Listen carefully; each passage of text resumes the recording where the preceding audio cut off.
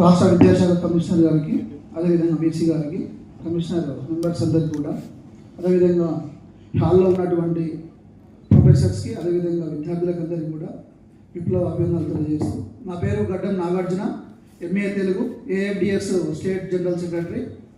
Sir, ఈ కాకతీయ యూనివర్సిటీలోనే ప్రభుత్వ విద్యాలయంలోనే బడుగు బలహీన విద్యార్థులు మాత్రమే వచ్చి చదువుకుంటారు.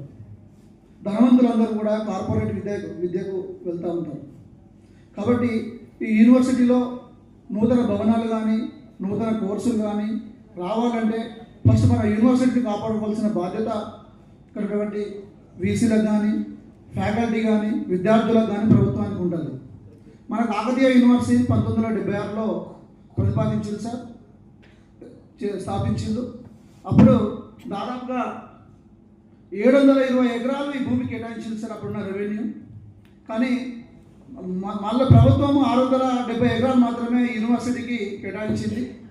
ఈ యూనివర్సిటీ 670 ఎకరాలలో యూనివర్సిటీ కేటాయిస్తే ప్రభుత్వ అవసరాల కోసం ఫిల్టర్ బెడ్ అని, అదేవిధంగా పోలీస్ స్టేషన్ అని, రేడియో స్టేషన్ అని, అదేవిధంగా బ్యాంకు అని కూడా ఈ యొక్క ప్రభుత్వ అవసరాల కోసం ఒక 72 ఎకరాలు తీసుకుంది సార్.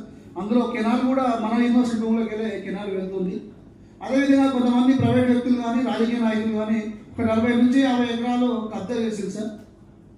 అయితే మేమేమంటున్నామంటే ఈ ప్రభుత్వ యూనివర్సిటీ, ఈ మన కాకతీయ యూనివర్సిటీ గతంలో విజిలెన్స్ వాళ్ళు కూడా మొత్తం సర్వే చేసింది సార్ భూమి. ఇంతవరకు కూడా సర్వే చేసినటువంటి రిపోర్ట్ని బయటకు పెట్టలేదు.